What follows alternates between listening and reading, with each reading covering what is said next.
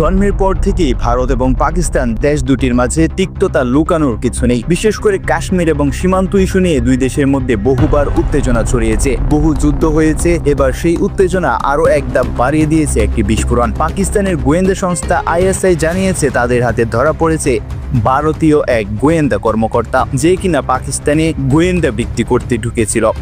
পাকিস্তানি মিডিয়ার দাবি, ধরা পড়া গোয়েন্দার নাম বিক্রম সিং, বয়স 35 বছর। তাকে গত 21 এপ্রিল 2025 তারিখে বেলুচিস্তানের এক গোপন মিশন চলাকালে আটক করা হয়। পাকিস্তানের পক্ষ থেকে দাবি করা হয়েছে বিক্রম সিং এর কাছ থেকে উদ্ধার করা হয়েছে অত্যাধুনিক হাইটেক ডিভাইস, 3টি ভিন্ন পরিচয়ের পাসপোর্ট এবং 5 লক্ষ ভারতীয় রুপি মূল্যের নগদ অর্থ। প্রাথমিক জিজ্ঞাসাবাদে জানা গেছে তার মিশনের টার্গেট ছিল পাকিস্তানের সেনাঘাঁটি ও কিছু গুরুত্বপূর্ণ স্থাপনায় গুপ্তচর বৃত্তি করে তথ্য সংগ্রহ করা।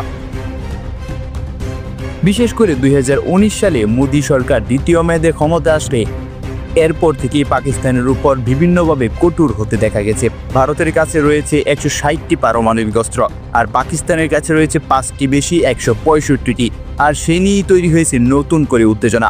তারা যদি পারমাণবিক অস্ত্রের ব্যবহার শুরু করে তাহলে ধ্বংস হয়ে যেতে পারে ভারতীয় উপমহাদেশ। কাশ্মীর সীমান্তে ইতিমধ্যে ভারত 65,000 সেনা মোতায়েন করেছে, আর পাকিস্তানও পাল্টা 45,000 সেনা মোতায়েন করেছে। গত 15 দিনে সীমান্তে 18 বার গুলি বিনিময়ের ঘটনা ঘটেছে।